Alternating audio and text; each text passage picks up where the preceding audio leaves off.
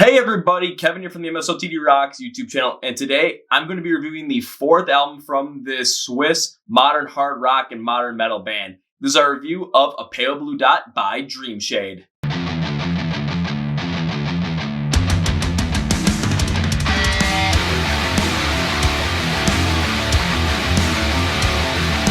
Before we jump into it though, please follow MSOTD Rocks on places like Facebook, Twitter, and Instagram. You'll get the 30-second song of the day feature on all those platforms to expand your knowledge of bands that are coming up in the scene today, emerging bands, and of course the heavy hitters as well.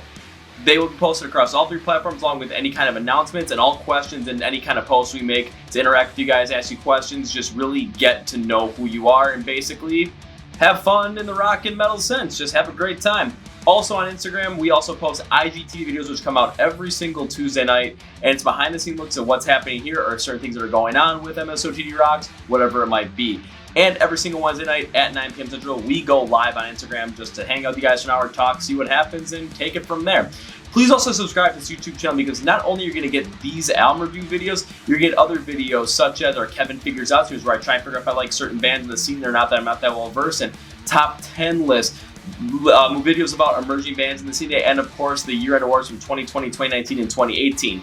And on this YouTube channel, this is also where the Chord Progression podcast lives. Yes, it's our very own podcast. We're interviewing all the upcoming emerging bands seen today, and we have had some heavy hitters as well. Dreamshade has been on the podcast along with bands like Witherfall, Ravenscoat. We got some heavy hitters like from Ashton, Keith Wallen from Breaking Benjamin will be on March 9th of 2021. Bands like Rosie, Another Day Dawn, Scene Collapse, GFM, bands internationally such as Seeing the Canvas, Pentastone. I mean, we're just constantly going all over the place, and you can get in these bands now before they get big and get into them in a way you never expected just by having a good old conversation with this guy. You can find all those episodes here on YouTube, or you can subscribe on Spotify, Apple Podcasts, Google Play, and iHeart. Link description below for everything, so like, share, subscribe, tell your friends, tell your family, tell the crazy guy down the street. Enough with that, let's go!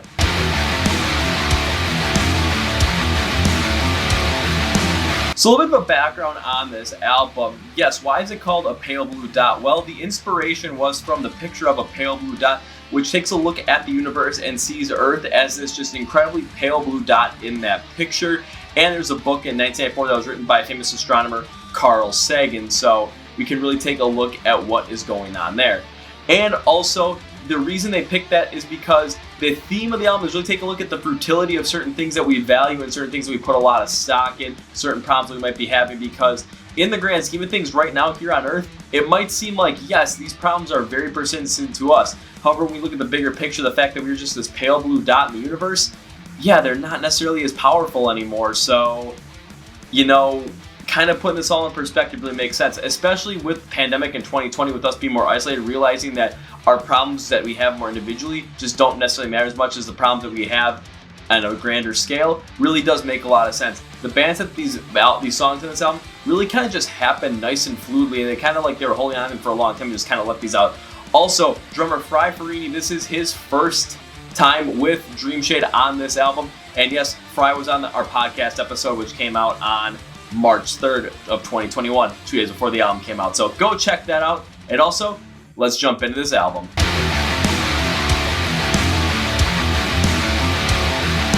Now it's time to go with the composition, construction, instrumentation on A Pale Blue Dot. What Dreamshade had to really do was make sure that they really connected the theme overall with this kind of instrumentation. And how they did that was by keeping this hard rock, more modern metal, and sometimes metalcore sound in there. But what they really did was they used a lot of electronic programming to create this more cosmic and sonic feel, making it feel like you are in space, so giving it more like a futuristic feel as well, to really play off of that whole entire space vibe and the whole entire theme of A Pale Blue Dot.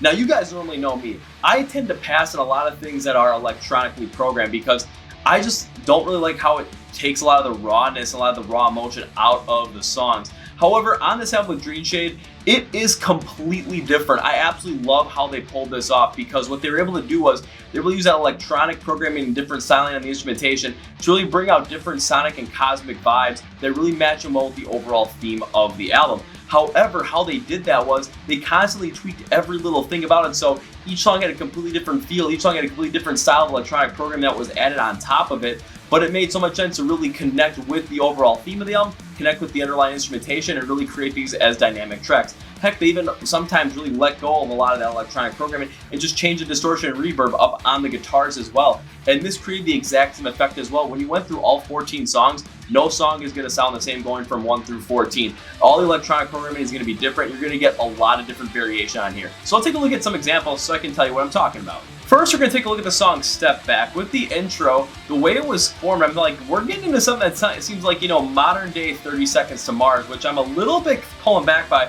But then when you go into the full-on intro and the rest of the instrumentals come in, they go with this faster burst-style metalcore drumming, and the guitars work with a higher reverb pitch to them. And I really like this because, again, this is bringing us back into this cosmic feel with that higher reverb with some electronic programming. It just really creates a whole entire sonic cosmic feel to really let us dive deep in the album and really figure out, our problems are kind of not as big as we thought they were. In the verse on this song, the guitars play with this more down-tuned approach as well and really pick up a faster pace as well. This also bleeds into the pre-chorus, but I really like how the consistency works out here. The lower volume electronic piece here is also a good move to make sure that the song has a consistent sound. But the issue I have comes with this really isn't leaning anything significant, so it's rather standard. However, when we got to the chorus, it was a lot different. In the chorus of Step Back, there were some massive drum transitions, and I absolutely loved how these worked out. The chorus is this faster pace once again, but the instrumentals are lighter and have more of this hard rock style to them. The hits are not nearly as rapid as they were back in the verses, but they really don't need to be on something like this. What this ends up doing for this is just creates this more of this mysticism to the song, like, our problems necessarily aren't as big as we think they are, and there's something out there bigger that we should potentially be thinking about and really working towards. So, again, the construction of the song, it's good. Now we can take a look at Shanghai Nights, where the intro has this lighter pace style and lighter feeling guitar in the electronic style, and I really do like this as well, just given the fact that the style of it really gives more of this reflective vibe, really taking a look at the relationships that you have in your life right now, and it really just focuses in on that. We get to the verses, that same guitar tone continues on here, however the drums go with this much faster, heavier paced metalcore style. And I love how this works because you're getting more of this brutalness in there while keeping the connection with the guitars, that reflective feel. This really worked out well going into this song. When we get into the pre-chorus on Shanghai Nights, again, we're going to continue to get that same guitar tone, but now the pacing really begins to slow up. So again, we're starting to really kind of change up pace to really build into something with the chorus, but also kind of takes that reflective feel, lets it sink you in more, just kind of bring you in, let you just fall back in your chair and just be like, whoa, what the hell is going on? Where the heck am I going with this? Then you get to the chorus, and I really like what they do here, and that is because the guitars, they lose a lot of that heavy distortion that they had in the intro with that lighter, more genty style. But what ends up happening is that overall softer sound, it still fits with the metal sound overall because it brings in more of this connectiveness to the overall song. This was really what was needed to make the song feel whole, and they absolutely nailed it here. Now I'll also have to talk about Nothing But the Truth. It's probably my favorite song on the record, where when you get to the intro, it has this real heavy electronic sonic vibe to it. And again, not 100% the biggest fan of this, but I love how they're constantly changing this up throughout each and every song. And of course, through this album, I'm really curious to see how they're going to turn this into something. When we get into the first verse, though, they go with this heavy, more metalcore style drumming, and the guitars play with this specific distortion that really remind me a lot of 2018's Architects, like on Holy Hell. Now, I did make a video about figuring out Spirit Box and saying that they did this well, but it all depended upon how the mix was working and how they heavily relied on this as well. When it came to this band, when it came to Dreamshade on this album, man, they really used this to their advantage because that different distortion really, again, gave the song a completely different feel with this more sonic vibe, just given how that guitar tone worked. It's going to be something completely different from every other song on the record, but it works out to their advantage in every given way. When we get to the pre-chorus on Nothing But the Truth, we're going to be dealing with a little bit more of a drawn back pace, not something that's necessarily as fast, but more of this consistent hard rock pace from the drumming as well, but the guitars are going to play more of that Architect style vibe. And I really like how this works out because we're going to get this more full feel from the song just based on how this pre-chorus does with a little bit slower of a pacing here. And it does not sound bland on the build. However, the construction on this build is rather similar to some others on the album. So again, we're seeing some similarities in this album, but for the most part, they're really building these songs to become unique, and the chorus is going to really show this. In the chorus on this one, though, they take that Architect-inspired vibe and they mix it with something of a pacing and feel of a chorus on a song like on Settle Your Sins by Thrill the Fight. And I am not gonna lie, I could not believe how this was going to work, and it was absolutely amazing with how it went on.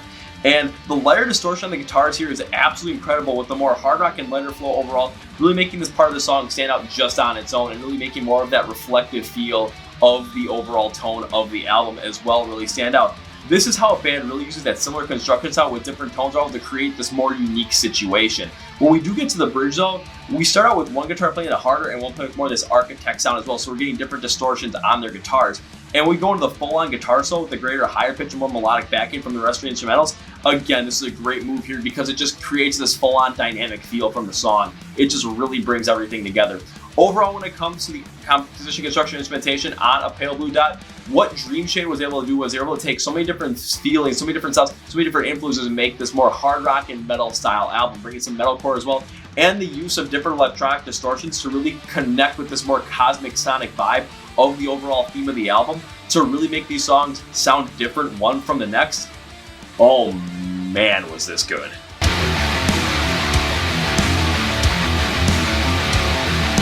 When it comes to vocals on a Pale Blue Dot by Dreamshade, you're going to get something that you're going to rather understand, but also is going to be rather different at the same time as well. We're going to get different clean and unclean vocals from here, and for the most part, they do clean in the choruses and unclean in the verses. Sometimes they completely flip them as well, and in the pre-chorus and the bridge, we're going to get a grab bag. So sometimes you get something like an unclean verse, a clean pre-chorus, a clean chorus. You also get a clean verse, an unclean pre-chorus, and an unclean chorus. You could also get something like an unclean chorus, a unclean pre-chorus, a clean chorus, and then like an unclean bridge. It all works within there. And I love the diversity on this because they really focus in on the songs themselves. There's a lot of songs on here that I could really talk about. Songs like Shanghai Nights, Elephant, and Question Everything that really show this. However, there are two specific ones that I really want to dive deep into to really show you how this worked out well. First song I want to talk about is Stone Cold Digital featuring Rose Villain. And in the first verse, we get this more like rap rock style in there, which I thought,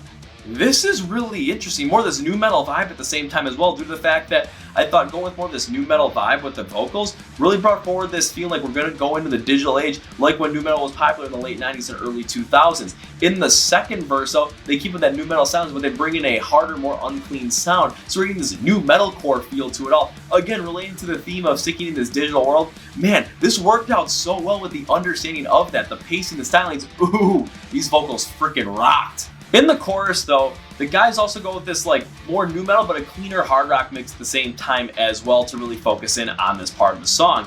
And when it comes down to making sure that the sound of the chorus really sinks in with that message, this needs to be done in order to create a difference from what the verses were doing. So again, more with the hard rock pace, a little bit more new metal sound at the same time as well, marrying the two worked out well. Then in the final chorus, going with Rose Villain to really just take us in a softer tone with a more female vocal, it lets the message really sink in deeper into you. Really lets you just kind of get lost in it at the same time as well. So when it came to bringing on Rose Villain, this worked out perfectly for the band to really just focus in on that message and let it just waft over you and just sink in a lot better than it could have with just a straight male vocal.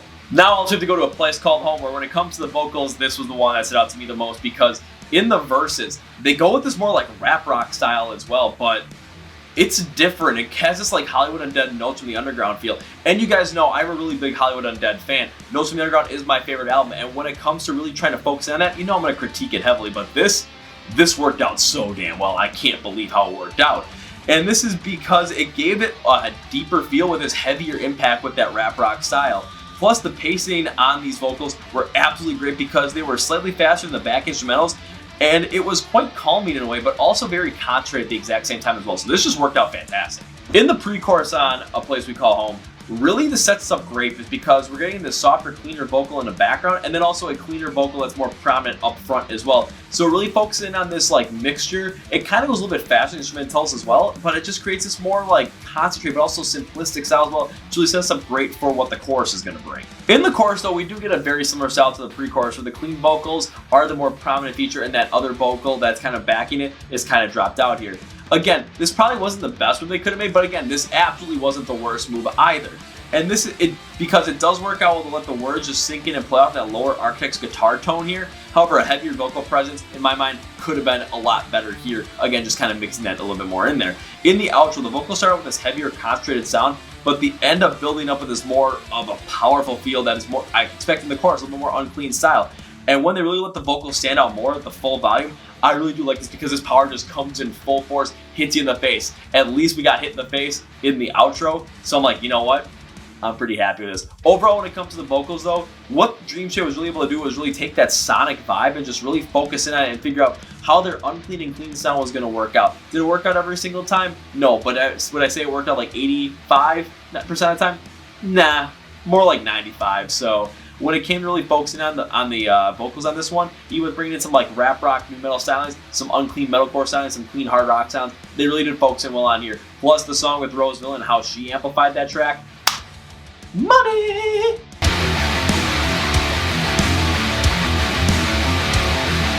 When it comes to the themes and soundings on A Pale Blue Dot by Dreamshade, what we're going to end up getting is, of course, something focusing in on the theme with A Pale Blue Dot, where we are just this small microcosm in the universe. So some of the problems that we're necessarily having here on Earth, if we think they're big, when we look at them in a bigger picture, they're nowhere nearly as big as all.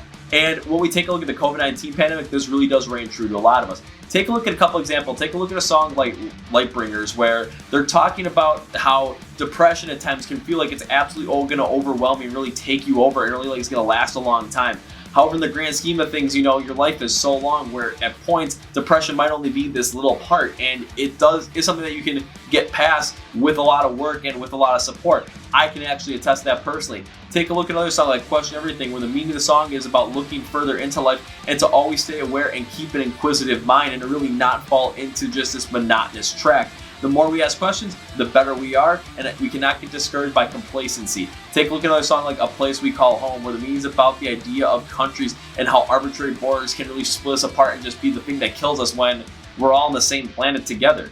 Also, take a look at Impulse, which means about not just acting on impulse, but taking more of a focus on what is going to make you happier overall, because there are times where we do things on impulse where they seem good now, but you know what?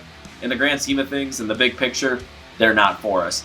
But do the sounds really work out to match these themes? And that answer is incredibly well. And again, this is all based off of the electronic programming that they work on here to really create these different feels, these more cosmic sonic feels with a completely different vibe in each and every song, either with more electronic programming, some less, maybe some higher reverb guitars, different tones, maybe a genty style here and there, and just different pacings as well that they work with. This really works out well to really create, again, dynamic feelings throughout these songs, to really hit you in a deeper way, to make you look at the big picture. Again, going back to that pale blue dot picture that we're talking about. So when it comes to really matching the themes of this album with the styles of the songs, this was done to utter perfection. So, clap, clap, clap, clap, clap.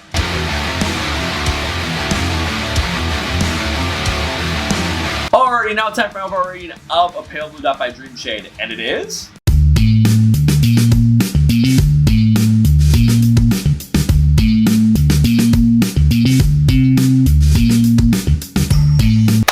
I'm gonna give A Pale Blue Dot an 8.5 out of 10.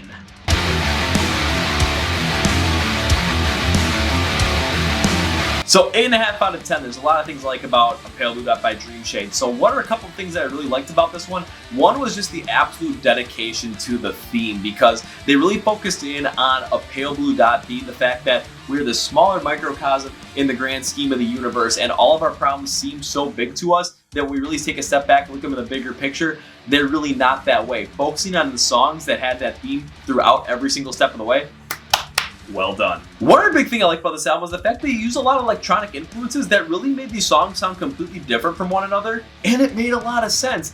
Again, they use a lot of these electronic influences or different distortions to really create that electronic feel, to create different sounds, and it really did work out well to create these different cosmic, more like sonic feels, to really give you an understanding that, you know, again, our problems at times they seem so big, but in the grand scheme of things, they really aren't that big, just because we are the small microcosm in the universe. Really creating different feelings and different sounds by really understanding how to use this electronic program and different distortions on their guitars. This worked out so incredibly well that, I mean, for someone like me who really doesn't like a lot of electronic programming, a lot of electronic distortion, was absolutely blown away by something like this. Couple of examples for songs that really, again, focus in on that electronic style that really worked out. Lightbringers is one where we start off with more of this cosmic intro with this futuristic bass, and it's interesting once again because it fits in very well with the overall theme. However, this isn't the best and the craziest thing in the entire world, so you're not going to get too lost in it. It's not way too far out there. It's in that happy medium standpoint. Elephant is another one where the intro of the song, it has more of this Asian influence put in there, and with the guitar, but the drums also come in with more of this heavy hitting style, and the tone is there. And I love this right from the get-go as well, because we're getting something incredibly unique with the sound of the song right from the beginning, and it doesn't sound like anything that we've had on the album yet, but it fits in so well that I can't get past it. And of course, Nothing But the Truth. I absolutely love what they did here again, and this is because the sonic electronic sound just has this darker and deeper vibe to it, and it really connects with the theme of the song of just living in a lie. So again, when you really take a look deep in this and see how this works out, I mean, this was absolutely fantastic. Again, looking at the electronic influences, I'm going to focus in on how they took away some of those and really just tweaked the stylings of the guitar, really tweaked some of the distortions to really give it that overall electronic sonic cosmic feel. So again, this is something more where I kind of came accustomed to, just because I really loved how this worked out. I love the fact that, again, they gave these songs a completely different vibe, a completely different feel that really matched up well with the theme, and they didn't have to go with that heavy electronic bass and really create that cosmic sonic feel with something on a programming side. They really also focused in with more of this raw instrumental side and really just changing distortions up on them, and I really liked how this worked out. A couple examples here. Take a look at Shanghai Nights, where the guitars are bringing this lighter sound, slightly djenty way. This creates more of this reflective tone overall, which matches the theme of the song. Save This also does the exact same thing with that Architect's bass sound, but it gives it a higher pitch and a higher distortion at the exact same time. And this really gives the song its own feel of its realization of ourselves that kind of, is perfectly placed at the end of the album, this epiphany feel to really give us a grand scheme look at what we just went through. And then of course, Nothing But the Truth, where once the verse come in, they use more of that Architect's bass sound, and with a more deeper sonic electronic bass, again, we're getting a lot of variety here. I really liked how this worked out. One thing I really liked about the album was the fact they tried some like rap rock and nu metal stylings within the vocals as well, because had they not done that, again, each song had its own identity, and some of these created the songs that really stood out to me the most, because when you really heard some of these, again, it just hit with this more concentrated feel, a little bit more in your face feel. So we're not going to get something nearly as sonically as cosmic, but more forceful and impactful, and really focusing in on that as well, just changing up the overall stylings of the vocals. This was really well done. Take a look at a song like A Place Called Home. This is the perfect example, because again, we're getting that rapping style with a heavier tone that's very reminiscent of Notes from the Underground by Hollywood Undead, but just more of this concentrated, more forceful style, impactful, just kind of hits you in the face with the way the instrumentals are going, kind of bringing up a faster pace as well. Just really lets you dive deep into the song and really lets you get heavy hit with it. I mean, just how they focus in on this, I thought was a great job, well done. So I gotta keep applauding them, man. So 8.5 out of 10. There's a lot of likes there, but there's gotta be something I don't like if it's not a perfect 10 out of 10. If I have to be really nitpicky though, this is something similar I saw from Medicine at Midnight with the Foo Fighters, was just this rather consistent song structure in terms of verse, pre-chorus, chorus. The band really relied heavily on a lot of these as well. And again, it's not something that really was the worst, but it's just something that really stood out in my mind as just kind of like, okay, you're constantly going through these, and some of the structure is a little bit the same. However, this isn't a huge red flag on their part, because the instrumentals really create a whole different vibe to the song, so that these songs sound completely different from one to the other, and they don't really have this monotonous feel to them. Again, when it comes to the construction-wise and the structure-wise of the song, yeah, it might get a little monotonous if you really dive deep into it, but that is if you go as deep as I would go. If you don't go as deep as I would go and really just let the electronic instrumentals and the electronic influences really guide you through this, each song is going to sound completely different. So this dislike is like kind of like half of a dislike in a way.